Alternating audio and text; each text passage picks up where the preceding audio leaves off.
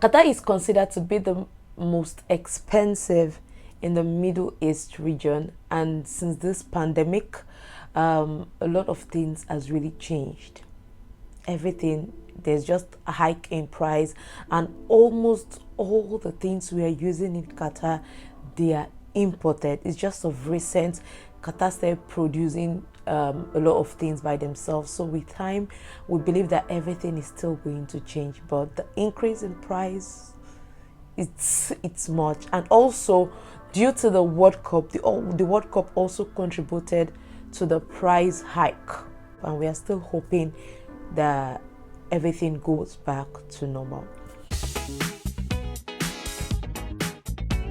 Hello beautiful people, welcome back to my channel. It's still your girl Shioma.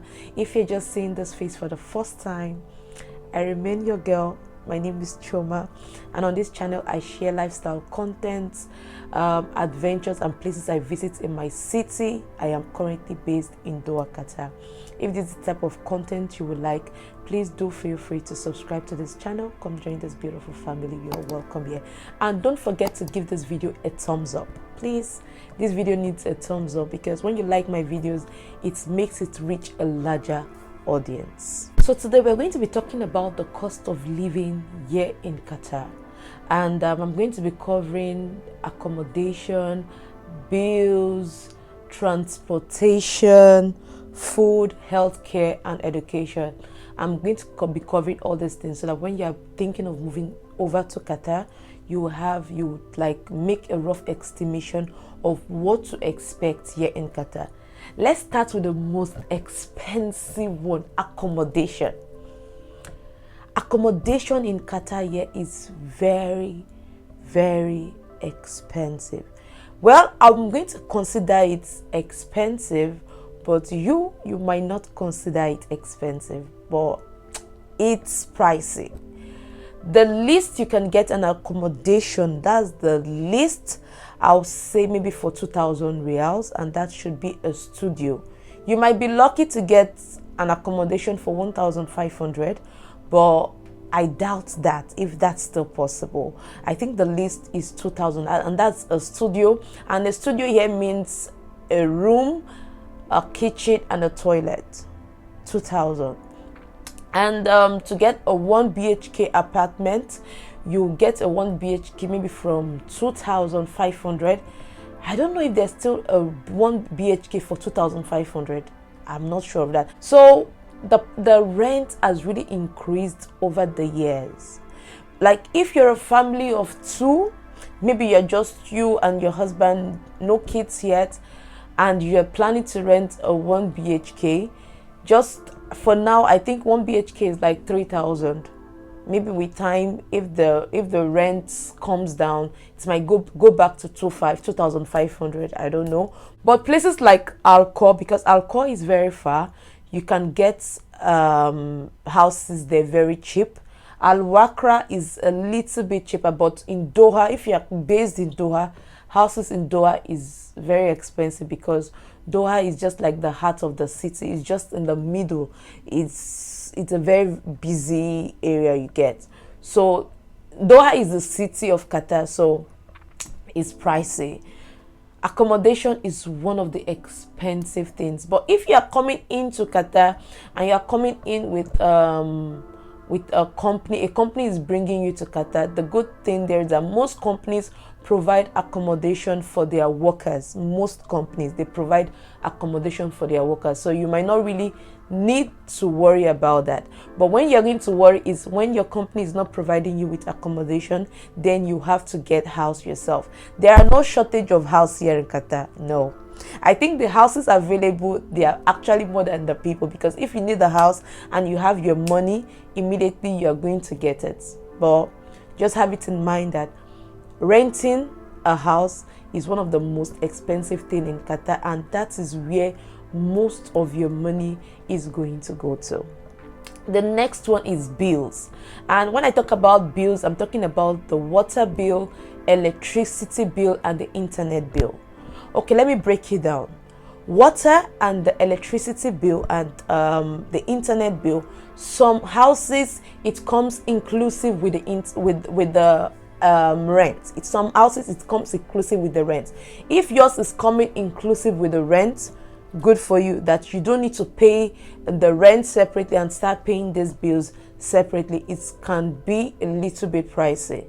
So there are some houses that will tell you that the water and the electricity comes with the rent, but the internet you have to sort it out yourself. For example, my own house, the water and the electricity goes along with the rent, but for the internet we have to sort it out ourselves. So at the end of the day, we are spending more. And there are some houses that will tell you that I'm only going to collect the rent from you, while the water, the electricity, and the internet, you have to sort that out yourself. At the end of the day, you find out that you're going to be spending more.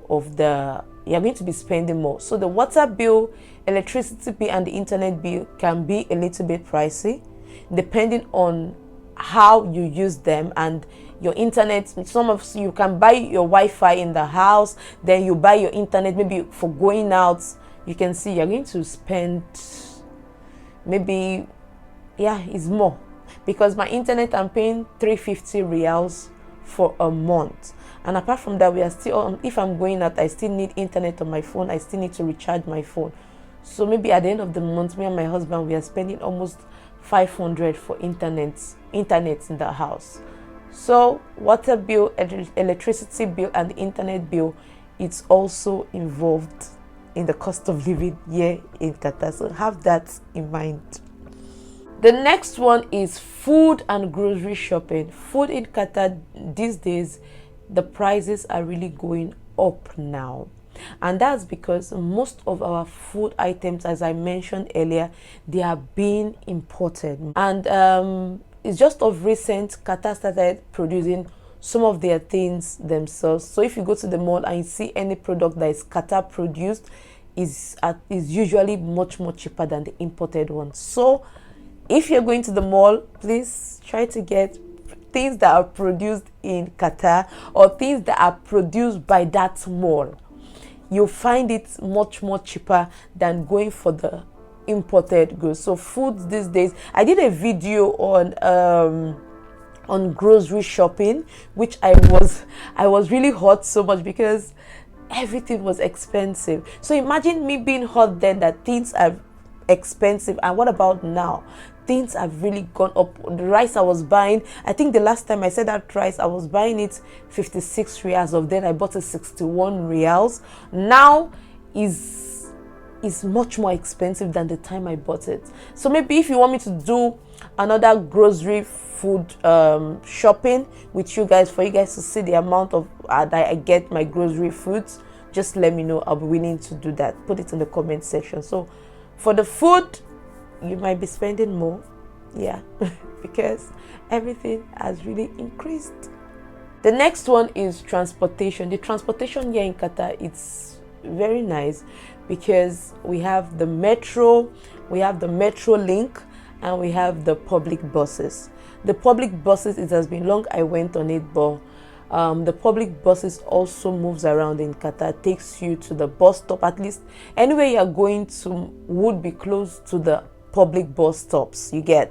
So you can easily use the public bus, and the metro is just 2 reals. And when you hop out from the metro station, you're going to see a metro link bus that is going to take you to the different bus stops around the metro station, which makes transportation very easy. And the other ways that transportation is a little bit cost is if you want to use a taxi. You can either use the Carwa, you can use Uber, or you can use Karim. These 3 taxis are available here in Qatar, and depending on the location, but I think it's affordable and it's just very fast if you don't want to use the public transport. But if your office or anywhere you're going to is just close to the metro station, within 1 hour you're there. So the transportation system here is very nice and very cheap and affordable. The next one is the healthcare system.